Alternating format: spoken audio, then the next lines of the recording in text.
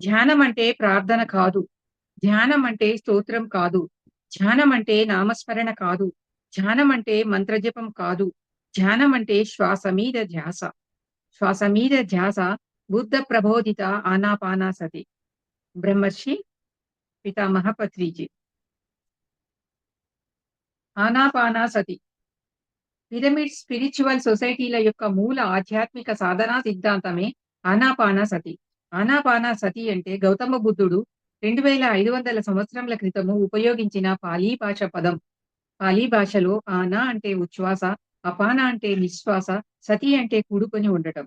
కనుక ఆనాపాన సతి అంటే మన శ్వాసతో మనం కూడుకొని ఉండటం.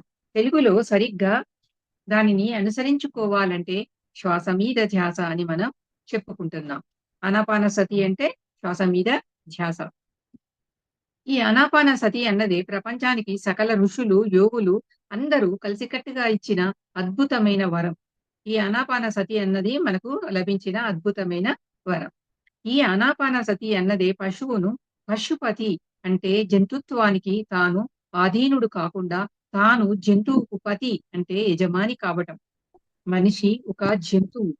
మనిషి ఒక జంతువు. జంతు ప్రపంచంలో జాతి. ఈ జాతి పశుపతి కావాలంటే దానికి మార్గమే ఆనాపానసతి. ఈ ఆనాపానసతిని నిజమైన పాశుపతాస్త్రంగా మనం మనం చెప్పుకోవచ్చు. దీన్ని ఈ ఆనాపానసతి ధ్యానాన్ని పాశుపతాస్త్రంగా చెప్పుకోవచ్చు. పశువును పశుపతిగా చేసే పాశుపతాస్త్రం ఆనాపానసతి. పశువుని ఏం చేస్తది? పశుపతిగా చేసే పాశుపతాస్త్రం.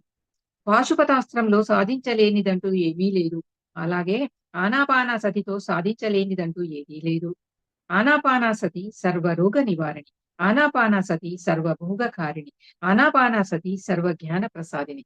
కనుకనే పిరి పిరమిడ్ స్పిరిచువల్ సొసైటీ వారి మూల ఆధ్యాత్మిక సాధనా సిద్ధాంతము ఆనాపానసతి అయ్యింది.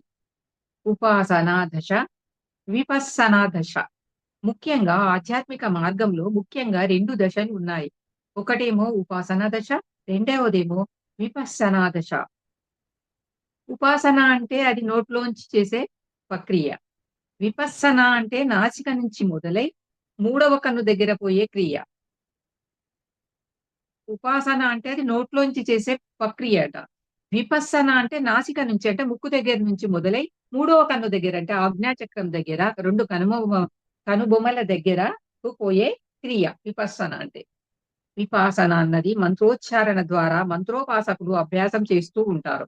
ఉపాసన అంటే ఏంటిదంటే మంత్రోచ్చారణ ద్వారా మంత్రోపాసకులు అభ్యాసం చేస్తూ ఉంటారు. మంత్రం చెప్పి చివరకు ఒకానొక నిశ్శబ్ద స్థితికి, మంత్ర రహిత స్థితికి చేరుకున్నప్పుడు కొన్ని దివ్య రూపాలు కనబడతాయి. అయితే అదంతా అంతవరకే ఆగిపోతుంది. ఆ దివ్య దృష్టి యొక్క ప్రాథమికాలతో ప్రాథమీ దశలో సంచరించడమే ఉపాసకులకు సాధించేది. అంతకన్నా పైకి పోవడం అన్నది సంపూర్ణ దివ్య దృష్టి అన్నది ఉచ్చారణలో, మంత్రోపాసనలో సాధ్యమయ్యేది ఎంత మాత్రం కాదు. ఈ ఉపాసనా క్రియ వలన పైకి పోయే మార్గం లేదంటున్నారు సార్. సంపూర్ణ దివ్య దృష్టికి చేరుకోవాలి అంటే సంపూర్ణ విపస్సనకు చేరుకోవాలి. అంటే మార్గం మంత్రోపాసన కానే కాదు. అందుకు ఉన్న ఒక్కగానొక మార్గము ఆనాపానసతి. చెప్పాలంటే సంపూర్ణ ఉపస్సనకు చేరుకోవాలి. అంటే మార్గం మంత్రోపాసన కానే కాదు. అందుకు ఉన్న ఒకగానొక మార్గము ఆనాపానసతి. మంత్రోపాసకులు 5వ శరీరం అంటే 5వ చక్రం వరకే చేరుకుంటారు. ఈ ఉపాసన మంత్రోపాసన చేసిన వాళ్ళు 5వ చక్రం అంటే ఆహ్, విశుద్ధి చక్రం అన్నమాట. గొంతు వరకే చేరుకుంటారంట. 5వ చక్రం వరకే చేరుకుంటారు. అదే విశుద్ధ చక్రం. అలా చేరుకున్న వారికి 6వ చక్రం అంటే ఆజ్ఞా చక్రం అంటే సుదర్శన చక్రం ఛాయలు మాత్రమే కనబడతాయి. అందులో పరిపక్వత సాధించలేరు. ఈ ఉపాసన వల్ల పరిపక్వత సాధించలేరు. కనుక మంత్రోపాసన అనే నోటితో చేసే క్రియని వదిలిపెట్టి, ముక్కుతో చేపట్టే క్రియ అనే ఆనాపానసతిని మొదలుపెడితే, దివ్య దృష్టి ఆ చిరకాలంలోనే సంప్రాప్తించి, అద్భుతమైన దివ్య దృష్టి సంపన్నులై, ఆత్మవిజ్ఞానం అపారంగా లభిస్తుంది. అప్పుడు 7వదైన సహస్రార స్థితికి ఆ చిరకాలంలోనే చేరుకుంటారు. 7వ కోశమే నిర్వాణమయ కోశం. ఆ ఉపాసన క్రియ వల్ల ఏడవ చక్రం చేరుకోలేరు. ఆహ్, ఆనాపానసతి ద్వారానే ఆ ఏడవదైన సహస్రార స్థితికి ఆ చిరకాలంలోనే చేరుకుంటారని చెప్తున్నాడు. అదే నిర్వాణమయ కోశమని అంటున్నారు. ఉపాసన ద్వారా దుఃఖరాహిత్యం అన్నది ఎన్నటికీ సంభవించదు. హిందూ సాంప్రదాయంలో ఉపాసన ప్రథమ స్థానాన్ని ఆక్రమించింది. విపస్సన బౌద్ధ సంప్రదాయంలో ప్రథమ స్థానాన్ని ఆక్రమించింది. ప్రాచీన హిందూ సాంప్రదాయాలలో కూడా యథార్థంగా ఉన్నది. విపస్సనే కానీ, ఉపాసన కానీ కాదు. ఆ తర్వాత పరిస్థితులు క్షీణించి విపస్సన నుంచి ఉపాసనకు మోక్ష మార్గం దిగజారిపోయింది. ఉప ప్లస్ ఆసన అంటే పక్కనున్న ఆసనము. రెండవ ఆసనము. చిన్న ఆసనం. మంత్రోచ్చారణ అన్నది చిన్న ఆసనం. అది ప్రధాన ఆసనం కాదు. విపස්සన అన్నది సింహాసనం. అదే ప్రధాన ఆసనం. అక్కడే మనిషి రారాజు అవుతాడు. సింహం అవుతాడు. పశుపతి అవుతాడు. అనాహత చక్రం అంటే మౌనం. ఇది హార్ట్‌లో ఉంటుంది. ఎక్కడైతే ఆ హతం లేదో, ఫిక్షన్ లేదో, చప్పుడు లేదో అది అనాహతం. మంత్రోచ్చారణ అనేది మణిపూరక చక్రం నుంచి అంటే మూడవ చక్రం నుంచి మొదలవుతుంది. మంత్రోచ్చారణ మన బొడ్డు పైన ఉన్న చక్రం. మణిపూరక చక్రం. మంత్రోచ్చారణ అన్నది అక్కడి నుండి మొదలు. అంటే గొప్ప గొప్ప మనుల్లాంటి మంత్రాలు ఉచ్చరించి మణిపూరకం నుంచి అనాహతం అనే స్థితిలో చేరి చివరకు ఆ విషుత్వం అనే చక్రంలోకి చేరుతుంది. ఇక్కడ మణిపురం దగ్గర బొడ్డు దగ్గర ఉన్న చక్రంలో గొప్ప గొప్ప మంత్రాలు ఉచ్చరించి అక్కడి నుంచి అనాహతం జస్ట్ మధ్య భాగంలోకి చేరుకొని ఆ స్థితిలో చివరికి విశుద్ధం అనే చక్రంలోకి చేరుతుంది. ఐదవ చక్రం మాత్రం ఉత్తేజితం అవుతుంది. గొంతు వరకు మాత్రమే ఉత్తేజితం అవుతుంది. కానీ ఆనాపానసతి అన్నది డైరెక్ట్ గా విశుద్ధ చక్రం నుంచి ప్రారంభమై మరి ఆజ్ఞా చక్రం ద్వారా ఏడవ స్థితికి తీసుకొని వెళ్తుంది. ఈ మనం చేసే ధ్యానంలో విశుద్ధ చక్రం నుంచి మొదలవి ఆజ్ఞా చక్రము ఏడవ స్థితికి చేరుకుంటాం. దాంట్లో ఏంటి మంత్రోచ్చారణలో మణిపూరం దగ్గర నుంచి అనాహతకు వచ్చి ఇక్కడి నుండి విశుద్ధి చేరాం. ఇక్కడే ఆగిపోతాం. కానీ మనం చేసే ఆనాపానసతి ధ్యానంలో విశుద్ధ నుండి ఆజ్ఞకొచ్చి సహస్రార స్థితికి చేరుకుంటాం. అలా చేరుకున్న వాడే ఓ ఏడుకొండల వాడు. అక్కడికి చేరుకున్న వాడే గ్రాండ్ మాస్టర్. ఈ స్థితికి చేరుకున్న వాడే ఏడుకొండల వాడు. కనుక ఎవరైనా ఓ మాస్టర్‌గా, ఓ గ్రాండ్‌గా కాదలుచుకుంటే, గురువు, పరమ గురువు కాదలుచుకుంటే వాళ్ళు ఆనాపానాసతిని చేపట్టాలి. మంత్రోపాసనను ఇంత మాత్రం కాదు. ఎవరైనా గ్రాండ్ మాస్టర్, గురువు ఇప్పుడు మన పిరమిడ్ మాస్టర్స్ అందరూ గ్రాండ్ మాస్టర్సే. కాదలుచుకుంటే వాళ్ళు ఏ ధ్యానం చేయాలి? ఆనాపానసతిని చేయాలి. మంత్రోపాసనను మంత్రోపాసన ఇంత మాత్రం కాదు. మంత్రోపాసన ద్వారా ప్రధాన శిష్యుడుగా అవ్వచ్చు. అంతేగాని దాని ద్వారా మనం ప్రధాన గురువుగా మాత్రం కాలేము. ముఖ్య శిష్యుడుగా ఉంటాం. ముఖ్య గురువు కాలేము. ఆరవదైన ఆజ్ఞా చక్రానికి చేరుకున్న వారే గురువులు. ఈ కనుబొమ్మల నడుమ ఉన్న ఆజ్ఞా చక్రానికి చేరుకున్న వారే పరమ గురువు. దానికి మార్గం ఆనాపానసతే కానీ మంత్రోపాసన కాదు. కనుక పిరమిడ్ స్పిరిచువల్ సొసైటీ వారి సిలబస్ అత్యున్నతమైన సిలబస్. మన సిలబస్ ఏంటిది? అత్యున్నతమైనది. అంటే ఎంతో ఉత్తమమైనది. ఇది పోస్ట్ గ్రాడ్యుయేట్ స్థాయి ఆధ్యాత్మిక సిలబస్. రీసెర్చ్ చేసిన వారి సిలబస్ ఇది హై స్కూల్ ఆధ్యాత్మిక సిలబస్ కాదు. ప్రైమరీ స్కూల్ ఆధ్యాత్మిక సిలబస్ అంతకన్నా కాదు. ఈ పోస్ట్ గ్రాడ్యుయేట్ కాలేజీలో ఎంట్రీ కోసం అధోలోకమైన నోట్లోంచి మొదలు పెట్టాం. ఊర్ధ్వలోకమైన నాసికలోనే మొదలు పెడతాం. ఈ మాస్టర్ డిగ్రీకి చేరుకోవాలంటే నోట్లో నుంచి మొదలుపెట్టే ధ్యానము కాదు. నాసికలో మొదలుపెట్టే ధ్యానం ఇది. మంత్రం అన్నది అధోలోకమైన నోట్లో ఉంది. ఆనాపానసతి ఊర్ధ్వలోకమైన నాసికలో ఉంది. నోరు అడ్డంగా ఉంటుంది. నాసిక నిలువుగా ఉంటుంది. సారేమంటున్నారంటే ఈ మంత్రోచ్చారణ నోరు అడ్డంగా ఉంటుంది. నాసిక నిలువుగా ఉంటుంది. ఇలా వెళ్తది. నాసిక ఎక్కడ మొదలవుతుందో దాని పేరే భ్రూమధ్యం. నాసిక ఇక్కడ మొదలవుతుంది. దీన్ని భ్రూమధ్యం అంటారు. అదే నాసికాగ్రం. ఇది నాసికాగ్రం. నాసి అంటే ముక్కు అగ్రం. నాసికాగ్రం అంటే ముక్కు కొన ఇక్కడ. నాసికాగ్రం అంటే ముక్కు కొన కాదు. చాలా మంది ముక్కు కొన అనుకుంటారు. ఇక్కడ అనుకుంటారు. కానీ ఇది. అగ్రం అంటే పైన కనుక భ్రూ మధ్యాన్ని నాసికాగ్రం అంటారు. ఇక్కడనే నాసికాగ్రం అంటారు. ఆనాపానసతి అభ్యాసం. ఎప్పుడైతే మనం శ్వాస మీద ధ్యాస పెడతామో అప్పుడే ధ్యానం మొదలైంది అన్నమాట. అంటే శ్వాస మీద ధ్యాసతోని ధ్యానం చేసిన ధ్యానమే మొదటి ధ్యానం అని సార్ అంటున్నారు. ఆనాపానసతి అభ్యాసం ఎలా చేయాలంటే హాయిగా కూర్చొని కాళ్ళు 2 కట్టేసుకొని, చేతులు 2 కట్టేసుకొని, కళ్ళు 2 కట్టేసుకొని, మన మస్తిష్కాన్ని కట్టేసుకొని శ్వాస మీద ధ్యాస ఉంచాలి. అలా చేసేప్పుడు ఈ శ్వాస తనంతట తాను చిన్నదిగా అయిపోతూ చివరికి నాసికాగ్రంలో అంటే భూమధ్యంలో అంటే ఆజ్ఞాచక్ర స్థానంలో, అంటే సుదర్శన చక్ర స్థానంలో ఇన్ని పేర్లు ఇవన్నీ ఇక్కడే అమ్మ. తనంతట తాను సుఖంగా స్థితమైపోతుంది. అప్పుడు ఆ స్థితిలో మనం తదేకమై ఉంటే, తన్మయమై ఉంటే మూడవ కన్ను యొక్క విస్ఫోటనం మొదలవుతుంది. ఇక్కడ ఈ మూడవ కన్ను విస్ఫోటనము అవుతుంది. ఈ మూడవ కన్ను విస్ఫోటనాన్ని గమనించడాన్ని విపස්සన అంటాము. ఇక్కడ కన్ను విస్ఫోటనం గమనించడాన్ని విపස්සన అంటాము. పశ్యతి అంటే సంస్కృతంలో చూడడం. పస్సన అంటే పాలీ భాషలో చూడడం. చూడడం విపස්සన అంటే విపరీతంగా విశేషంగా చూడడం. జయం విజయంలో లాగా వి అంటే విశేషమైన చూపు. వి అంటే విశేషమైన చూపు. అదే మూడవ కంటి చూపు. ముక్కంటి చూపు. ముక్కంటి అంటే ఇది మూడవ కన్ను. ముక్కంటి. Third eye vision. Third eye vision ఇదే దీన్ని అంటారు. ఇది మనకు ఆనాపానసతి ద్వారా లభించే కానుక, బహుమానం, బహు అద్భుతం. కనుక దాన్ని మనం ప్రతిరోజు అభ్యాసం చేసి దాని ద్వారా మెల్లి మెల్లిగా ఇతర లోకాలన్నీ తెలుసుకొని ఇతర లోకాలలో సంచరిస్తూ జ్ఞాన విజ్ఞానాన్ని సంపాదించినప్పుడు సంపూర్ణమైన మల్టీ డైమెన్షనల్ అవగాహన వచ్చినప్పుడు మనము సహస్రార స్థితికి చేరుకున్నట్లు.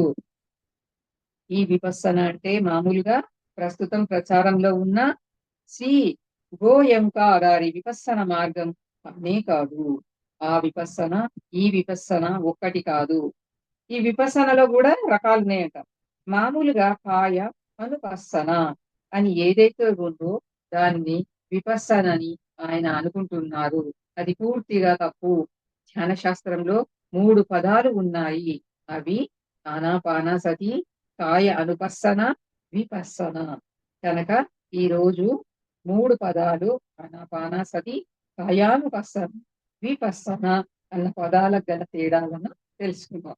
ఎక్కువ మంది అనుభవజ్ఞులు కూడా కన్ఫ్యూజన్ లో పడిపోయి కాయానుపස්සనని అంటే 2వ స్టేజీనే, విపස්සన అంటే 3వ స్టేజిగా అర్థం చేసుకుంటున్నారు. వాస్తవానికి అందరూ సరిగ్గా ఆనాపానసతితోనే ధ్యానాభ్యాసాన్ని మొదలు పెడతారు.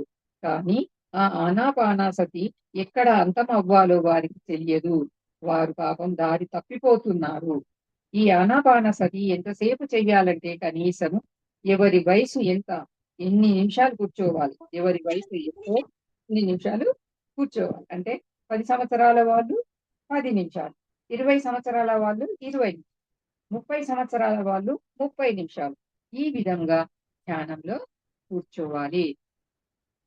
ఈ విధంగా మినిమం ధ్యానాభ్యాసం చేసుకోవాలి. చేస్తే ఎక్కువ చేసుకోవచ్చు. కానీ మినిమము ఎవరి వయసు ఉందో ఎంత ఉందో అంత చేసుకోవాలి. అన్నము ఉడకటానికి కాసేపు సమయం పడుతుంది కదా! ఊరికే అలా పొయ్యి మీద బియ్యం పెట్టి ఇలా తీసేస్తే అన్నం ఏమాత్రం ఉడకదు కదా! మనం కూడా ఉడకాలి అంటే ఆనాపానసతి అనే పొయ్యి మీద కాసేపు నిలబడి ఉండాలి. ఎంతసేపు నిలబడాలి అంటే వయసు ఎక్కువ వయసు ఉన్నప్పుడు తక్కువ సమయం సరిపోతుంది. సరిగ్గా సమయం కేటాయించినప్పుడే అప్పుడే పూర్తిగా ఉడుకుతాం. అప్పుడే విపස්සన అనేది మనకు వస్తుంది. నాడీ మండల శుద్ధి. ఆనాపానసతి అభ్యాసం ఈ భౌతిక కాయం ఉడుకుతుంది. అంటే నాడీ మండలము శుద్ధి జరుగుతుంది. అనేక ప్రాణ సంచారాలు మన ప్రాణమయ శరీరంలో జరగడం మనం గమనిస్తాం. ఎక్కడెక్కడో నొప్పులు వస్తుంటాయి. అక్కడక్కడ ఎనర్జీ ఫ్లో అవుతున్నట్లు మనం గమనిస్తూ ఉంటాం. దీనినంతటిని కాయ అనుపස්සన అని గౌతమ బుద్ధుడు అన్నాడు. అంటే అంతర్శరీరంలో నాడీ మండలంలో జరిగే మార్పులను మనం గమనిస్తూ ఉంటాం. ఈ కాయోపస్సన అంటే మన శరీరంలో మార్పులు అన్నీ మనం గమనిస్తూ ఉంటాం. ఎనర్జీ ఫ్లో అవుతూ ఉంటది. నొప్పులొస్తూ ఉంటాయి. నాడీ మండలంలో జరిగే మార్పులను మనము గమనిస్తూ ఉంటాం. కాయానుపస్సనని విపస్సనగా పొరపాటు పడితే కేవలము నాడీ మండల శుద్ధే జరుగుతుంది కానీ దివ్య దర్శనాలు, థర్డ్ ఐ విజన్స్ కూడా తావు ఉండదు. అక్కడ ఆ తావు లేకపోయేసరికి అందరూ కేవలము శరీరానుభూతుల్ని, శరీర ఆరోగ్యాన్నే పొందుతున్నారు. కానీ ఆత్మ విజ్ఞానం మాత్రం పొందడం లేదు. మనకేం గావాలి వీటితో పాటు? ఆత్మ విజ్ఞానం కావాలి. ఆత్మ విజ్ఞానం అన్నది కేవలం విపස්සన ద్వారానే వస్తుంది. కాయో కాయానుపాసనలో ఆగిపోతే రాదు. నాడీ మండలంలో 70,000 నాడులు ఉంటాయి. నాడీ అంటే ఓ ఎనర్జీ ఛానల్. నాడులన్నీ శుద్ధం కావడాన్ని ఈ విధంగా శుద్ధం అవుతున్నప్పుడు వచ్చే నొప్పులను, బాధలను, అనుభవాలను గమనించడాన్ని కాయానుపස්සన అంటారు. కాయానుపස්සన అంటే ఏందంటున్నారు సారు? నువ్వు రాసుకుంటే రాసుకోండి లేకపోతే వినండి. నాడులన్నీ శుద్ధం కావడాన్ని శుద్ధం అవుతున్నప్పుడు వచ్చే నొప్పులను, బాధలను, అనుభవాలను గమనించడాయనే గమనించడాన్నే కాయానుపసన అంటారు. మళ్ళా దీంట్లో కళ్ళు తెరవగూడదు. కళ్ళు తెరిస్తే మళ్ళా పోతదంతా ప్రాసెస్ అంతా. ఆనాపానసతి అన్న దాన్ని చేస్తూ ఉంటే అపారమైన ప్రాణశక్తి మన లోపల ప్రవేశించి, ఆ ప్రాణశక్తి అనేక నాడులను కడుగుతూ ఉంటే, ఆ యొక్క కదలికలను, ఆ యొక్క కడిగే రీతులను, కడగటం ద్వారా వచ్చే నొప్పులను గమనించడం అన్నదే కాయానుపස්සన. కనుక ఆనాపానసతిలో అభ్యాసంలో ప్రాథమికంగా ఎన్నో రోజులు ఈ విధంగా శారీరక నొప్పులను అనుభవిస్తూ ఉంటాం. క్లియర్ అయ్యే వరకు నొప్పులొస్తూనే ఉంటాయి. అందరూ అంటూ ఉంటారు. అంతకుముందు నాకు లేని నొప్పులు వచ్చాయండి అని. అవును. అంతకుముందు కడగలేదుగా. కనుక అక్కడ రోగగ్రస్తమై ఉంది. కానీ కడిగినప్పుడు ఆ రోగాన్ని శుద్ధ ప్రాణ శక్తితో రుద్దుతున్నాం. కనుక అక్కడ నొప్పి వస్తుంది. ఆ రుద్దటం వల్ల రోగాలు శాశ్వతంగా మాయమవుతాయి. కనుక ఈ శారీరక నొప్పులు అన్నవి కాయానుపස්සనలో వచ్చే తప్పనిసరి బాధలు. ధ్యాన ధ్యానాభ్యాసంలో లోతుకు వెళ్తే కానీ అవి మనకు సంభవించవు. ఇలా ఎప్పుడు జరుగుతుంది ధ్యానాభ్యాసంలో మనం లోతుకు వెళ్ళినప్పుడే ఈ క్రియ జరుగుతుంది. చాలా మందికి అది తెలియక ధ్యానంలో నొప్పులు వస్తున్నాయి అని ధ్యానం మానేస్తూ ఉంటారు. అది చాలా తెలివి తక్కువ పని. ఆనాపానసతి మొదలుపెట్టిన తర్వాత అనేక నొప్పులు వస్తాయని పిరమిడ్ స్పిరిచువల్ సొసైటీ వారికి తెలుసు. కనుక ఆ నొప్పులను సదా భరిస్తూ ఉంటారు. ఈ నొప్పులు వస్తూ ఉంటాయి. వాటిని సంతోషంగా, ఓపికగా భరించాలి. ఈ భరించే శక్తిని శంకరాచార్యుల వారు తితీక్ష అని అన్నారు. ఈ కాయోపాసనను, ఈ నొప్పులను శంకరాచార్యుల వారు తితీక్ష అని అన్నారు. ఒక మనిషి ముముక్షువు కావడానికి షట్ సంపత్తి ఉండాలి అని ఆయన అన్నారు. అందులో సమం, ధమం, తితీక్ష, ఉపరతి, శ్రద్ధ, శ్రమాదానం అనే ఆరింటిని ఆయన షట్ సంపత్తి అన్నారు. శంకరాచార్యుల వారు ఈ 6 వీటిని షట్ సంపత్తి అన్నారు. అందులోవది అందులోది మూడవది తితీక్ష అంటే మనం ధ్యానంలో కూర్చున్నప్పుడు రకరకాల బాధలు వస్తాయి. నాడీ మండలం ఎంత అశుద్ధంగా ఉంటే క్లీన్ చేసేటప్పుడు అంత ఎక్కువగా నొప్పులు వస్తూ ఉంటాయి. మనిషి తన మొదటి అహంకార పూరిత జన్మల్లో తన నాడీ మండలాన్ని ఎంత అశుద్ధం చేసుకున్నాడో, మరి అంతటి అశుద్ధాన్ని తన ఆఖరి జన్మల్లో తప్పనిసరిగా క్లీన్ చేసుకోవాల్సిందే. నాడీ మండలం ఎంత అశుద్ధంగా ఉంటే క్లీన్ చేసేటప్పుడు అంత ఎక్కువ నొప్పులు వస్తుంటాయి. గత జన్మల్లో ఓ మహాయోగి అయినప్పుడు ఏ నాడీ మండల శుద్ధి అవసరం లేకుండా డైరెక్ట్‌గా విపස්සన వస్తుంది. గత జన్మల్లో అతను యోగి అయినప్పుడు మాత్రము ఈ నాడీ మండల శుద్ధి అనేది ఉండదంట. కనుక గత జన్మల్లో మనం యోగం చేయకపోతే, గత జన్మల్లో ఎక్కువ పాపచరితులమైతే, ఈ జన్మలో మనం ఆనాపానసతి అభ్యాసం మొదలుపెట్టినప్పుడు ఎన్నో రోజులు ఆ నాడీ మండల శుద్ధిలోనే యోగ సమయం గడపాల్సి వస్తుంది. ఎన్నో గంటలు ఆ యొక్క కాయో కాయానుపాసనలో ఆ రెండో దశలో తప్పనిసరిగా ఉండాలి. ఎన్నో బాధలను తప్పనిసరిగా అనుభవించాలి. కానీ గత జన్మల్లో ఎంతో గొప్ప యోగి అభ్యాసి అయితే కాయో కాయానుపස්සనన్న రెండవ దశ అసలు ఇంత మాత్రం ఉండదు. ఉండకపోవచ్చు. లేక ఆనాపానాసతి మొదలుపెడుతూనే మూడవ కన్ను తెచ్చుకోవచ్చు. వెంటనే విపස්සన దశకు వెళ్ళిపోవచ్చు. కనుక ఏ జన్మలో ఏం చేశాం, ఏం చెయ్యలేదు అన్న దాన్ని బట్టి ఈ జన్మలో ఈ యొక్క కాయానుపస్సన దశ ఎంతో ఉంటుంది. ఎంత ఉండదు అని మనకు తెలుస్తుంది. అంటే ఎక్కువుంటేనేమో మన పూర్వజన్మల్లో ఎక్కువ పాపం ఉంటదన్నట్టు. తక్కువ యోగి అయ్యుంటే అసలు ఉండదు.